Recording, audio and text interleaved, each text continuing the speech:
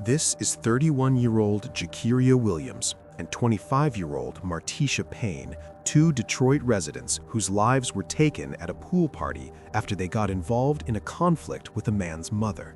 On the night of August 9, 2025, just before 10 p.m., Detroit police were called to a rental home on the city's east side near 7 Mile Road in the Fleming area after reports of a mass stabbing at a pool party. When officers arrived, they found Jakiria Williams, the host of the gathering, fatally stabbed near the pool. Martisha Payne was also critically wounded and later pronounced dead. Two additional guests were rushed to the hospital with serious injuries. Just hours earlier, Jakiria had gone live on Facebook, smiling, relaxed, and excited to host a summer night with people he trusted. Martisha, a devoted mother who rarely went out, had allowed herself one night of freedom. But after an altercation happened between Martisha and the 31-year-old Daiwan Hobson's mother, everything spiraled to a deadly stabbing. But before we get to how things get that bad, we have to go back to the very beginning. This is the life and death of Jakiria Williams and Martisha Payne. Jakiria Williams was 31 years old and from Detroit, Michigan, a man whose name carried weight in his circle because he was the one who brought people together.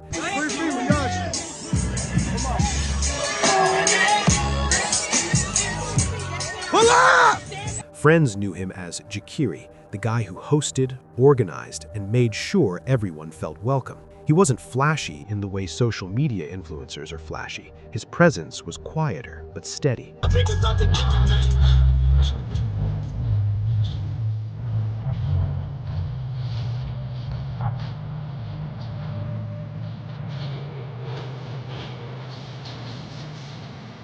The kind that made people show up because they trusted the space he created. That sense of responsibility didn't come from nowhere. Jakiria was a father, and that role shaped nearly every decision he made. Those closest to him described him as protective, attentive, and deeply invested in the people he cared about. Even when he was relaxed, there was an underlying awareness to him, watching, checking in, making sure things stayed under control. It wasn't about dominance, it was about order. And order mattered to Jakiria because stability mattered. Work-wise, Jakiria supported himself through consistent, hands-on labor. He wasn't known for chasing status or shortcuts. He valued showing up, earning respect, and being reliable. That mindset translated into how he hosted gatherings. When Jakiria threw a party, it wasn't reckless, it was intentional. He invited people he knew, people he trusted, people he believed would respect the space. And on Saturday, August 9th, 2025, that trust extended to a pool party he was hosting at a rental home on Detroit's east side near 7 Mile Road in the Fleming area. It was meant to be simple: music, drinks, a summer night, friends cooling off by the pool after a long week. Jakiria even went live on Facebook earlier that day, smiling, relaxed, and clearly looking forward to what he expected would be an easy, enjoyable gathering. Hey, you already know better pull up, man. It's going down. Starting right now. But what no one watching those videos could see was how fragile the balance actually was. Meanwhile, across town, another life was moving toward that same pool party, without any sense of what the night would become. Martisha Payne was 25 years old, a Detroit native, and a woman whose life revolved around responsibility in a very different way.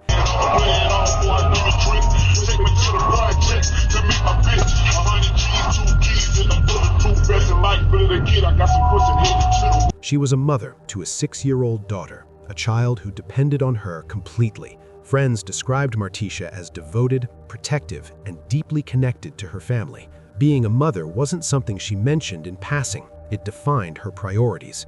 That made the night of August 9th unusual for her. Martisha rarely went out, but that evening she allowed herself something small and human: a break. She got dressed, did her nails, and posted on social media about heading to the pool party. To outsiders, it looked like a carefree night, but to those who knew her, it was clear how rare that freedom was. And that contrast mattered.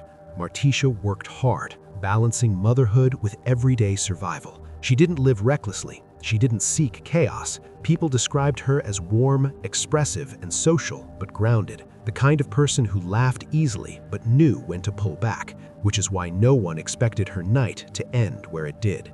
By the time Martisha arrived at Jakiria's pool party, the atmosphere still matched the plan. Music played, guests laughed, people recorded short videos, dancing and joking near the pool.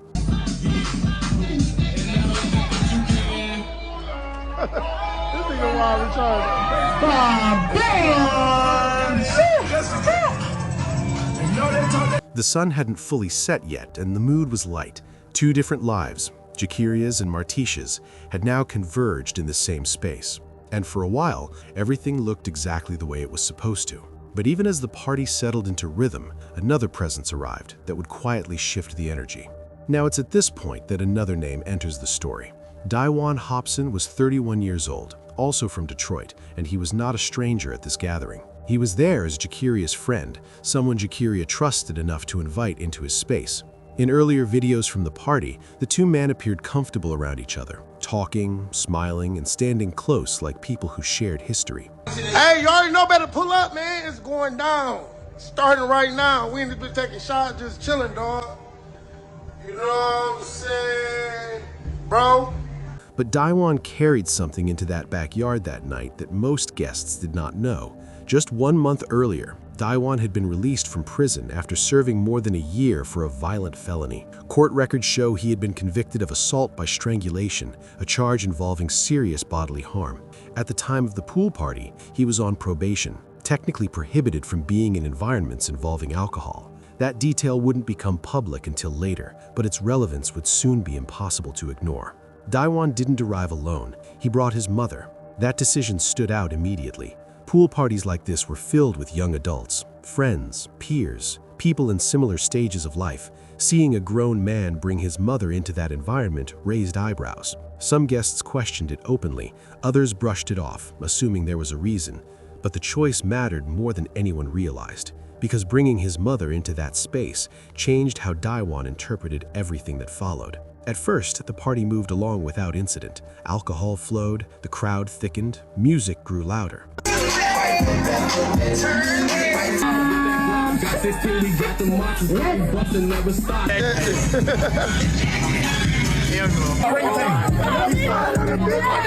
As afternoon turned into evening, the backyard became more crowded, with people moving in tighter spaces around the pool. That's when small things started to happen. Bumps, accidental contact, drunken missteps, the kinds of minor frictions that happen at crowded gatherings every weekend and usually end with nothing more than a brief apology. According to multiple accounts, Martisha, who had been drinking, accidentally bumped into Daiwan's mother near the pool. What happens next depends on where you were standing and who you were watching. Some guests say the contact near the pool was nothing more than an accident. The space was crowded, drinks were flowing, people were brushing past each other constantly. According to those witnesses, Martisha, who had been drinking, lost her balance slightly and bumped into Daiwan's mother. There was a brief exchange, irritation, not shouting. Martisha appeared to brush it off and move away, but that moment didn't end there. According to this account, Daiwan stepped in quickly, not to calm things down, but to physically insert himself between them. Witnesses say he pushed Martisha away from his mother, instead of addressing the situation verbally. That single action changed the energy. What had been uncomfortable became confrontational. Voices rose, the surrounding crowd tightened. From that point on, it stopped feeling like a misunderstanding.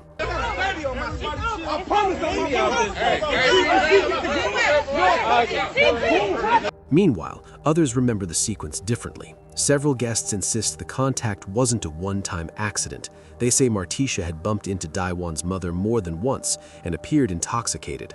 When Daiwan asked if his mother was okay, the response wasn't apologetic. According to this version, Martisha became defensive, dismissive, and aggressive in tone.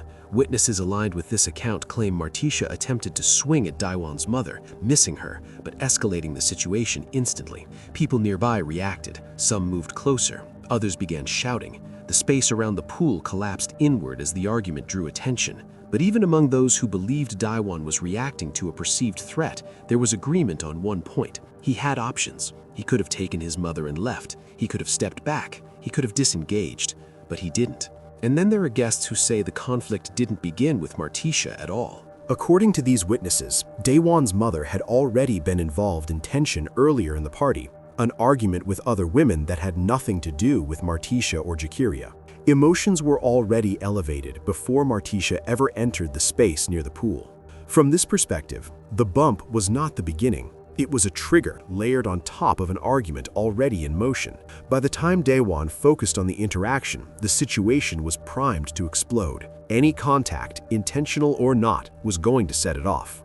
And across all of these accounts, one thing remains consistent. By that point, the disagreement had drawn attention without fully revealing its danger. People nearby sensed something was off, but no one yet believed it would turn violent. The music continued. Phones remained raised. The pool deck stayed crowded. But what investigators would later understand is that this was the last calm moment of the night. Because once Daewon Hobson's attention locked onto the space around his mother, the situation stopped being social and started becoming personal. Witnesses recall hearing his voice cut through the noise, louder than the music, sharper than the surrounding conversations. His words repeated, not directed at the crowd, but at anyone standing between him and the perceived threat. What had been a shared space fractured into sides, with people instinctively backing away or stepping forward. And that's when the night crossed from tension into violence.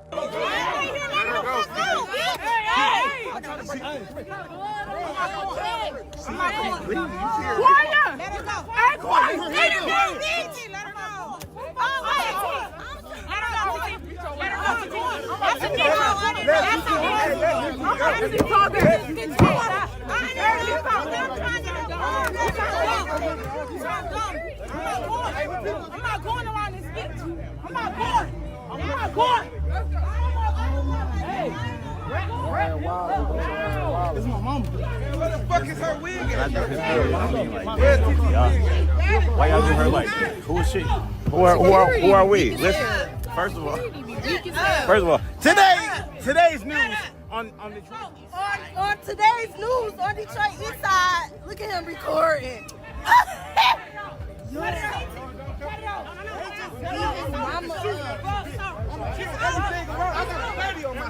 I promise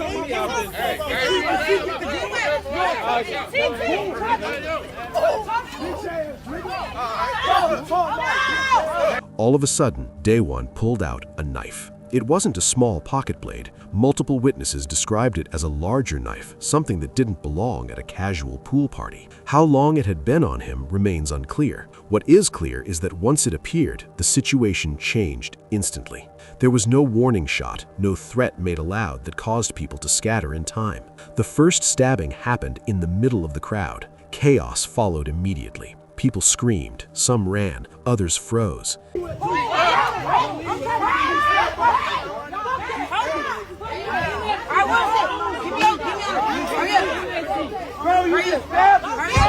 The videos from that moment become shaky and disjointed, hands jerking away as people tried to back up while still filming. And in the middle of that confusion, one person moved toward the danger instead of away from it. Jakiria Williams moved toward the conflict as it erupted.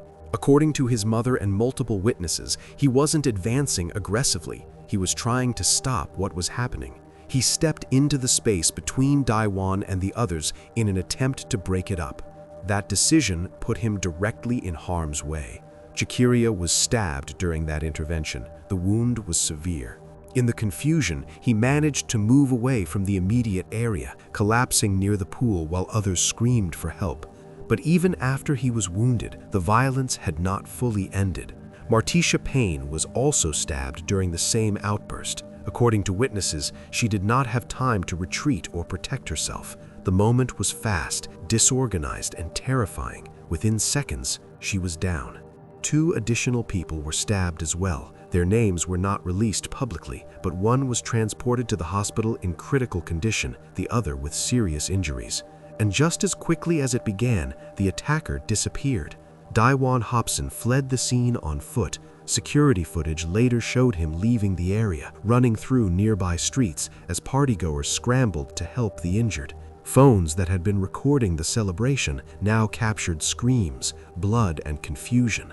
Minutes later, the reality of what had happened began to settle in. Jakiria, despite his injuries, reached for his phone. His final social media post appeared shortly afterward, unintelligible, fragmented, typed while his body was failing. It was a final, desperate attempt to communicate before losing consciousness. Emergency calls flooded in. Detroit police received the first report at approximately 9:52 p.m. Officers arrived within minutes to a scene already transformed beyond recognition. The rental property was surrounded by crime scene tape as medical personnel worked urgently among scattered belongings and blood-stained concrete. Deputy Chief Arnold Williams, ARNOLD-WILLIAMS, Deputy Chief Eastern Operations. At about just before 10 o'clock this evening, we had received a call that there was possibly somebody stabbed.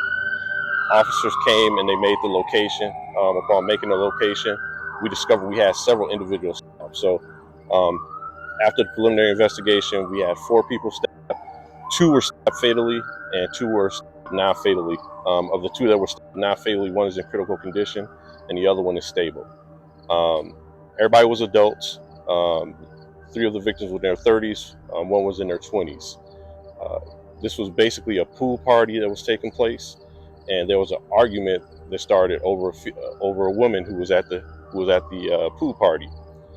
From that argument, 1 male suspect stabbed 4 of our victims. We do have a person of interest, and we have that person identified. So they're not in custody, but we are looking for them at this time. But for the 2 of the victims, help came too late. Jakiria Williams was pronounced dead at the scene. Martisha Payne was also pronounced dead shortly afterward. The remaining 2 victims were transported to nearby hospitals, 1 in critical condition. As the scene stabilized, investigators were left with one urgent question: where was the suspect? By the morning of August 10, 2025, police publicly identified DeJuan Hobson as the man responsible for the stabbings. They confirmed he had been released from prison just 1 month earlier after serving time for a violent felony involving strangulation. At the time of the party, he was on probation. That revelation shifted the case from a sudden tragedy to something prosecutors would later describe as preventable. And it intensified the urgency.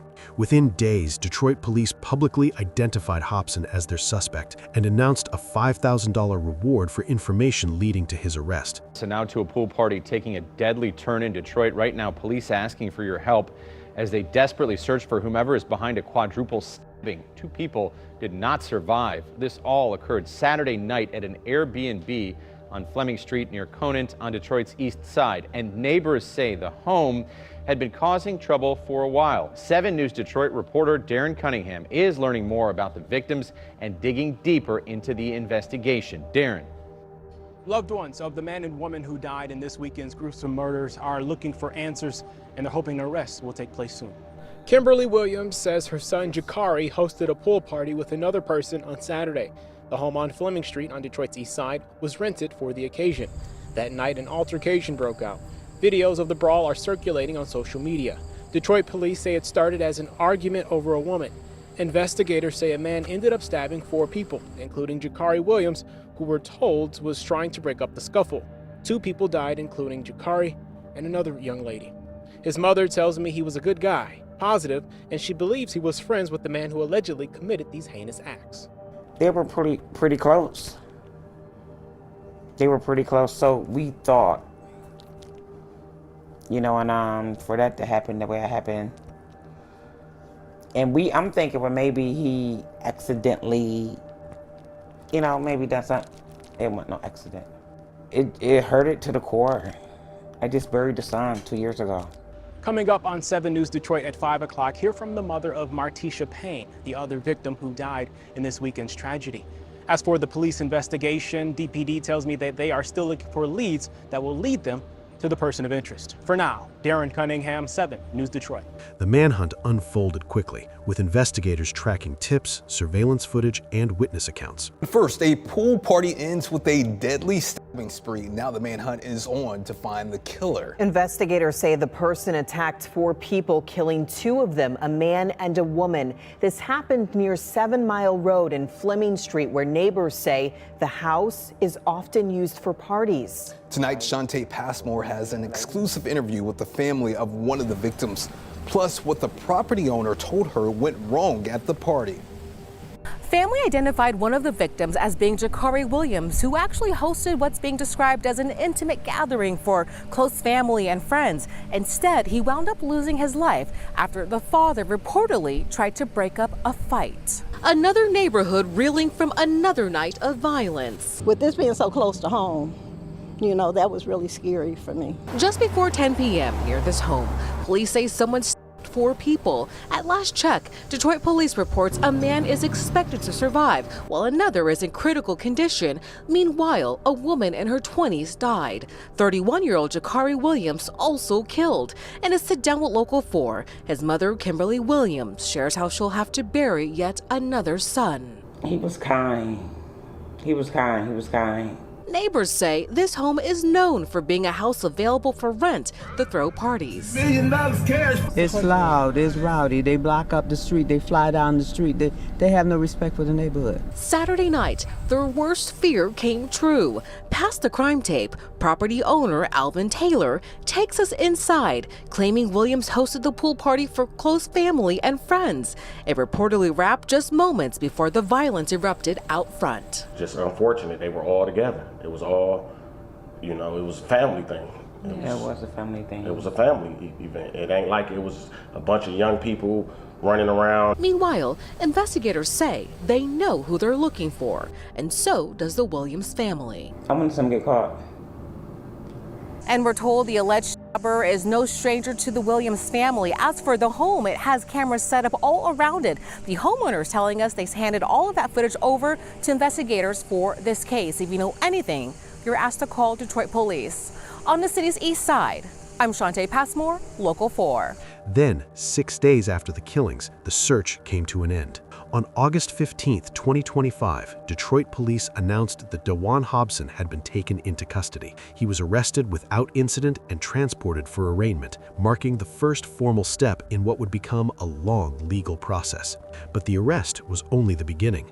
During Hobson's arraignment in 36th District Court, prosecutors from the Wayne County Prosecutor's Office laid out the charges: 2 counts of first-degree murder for the deaths of Jakari Williams and Martisha Payne, 2 counts of assault with intent to murder for the surviving victims.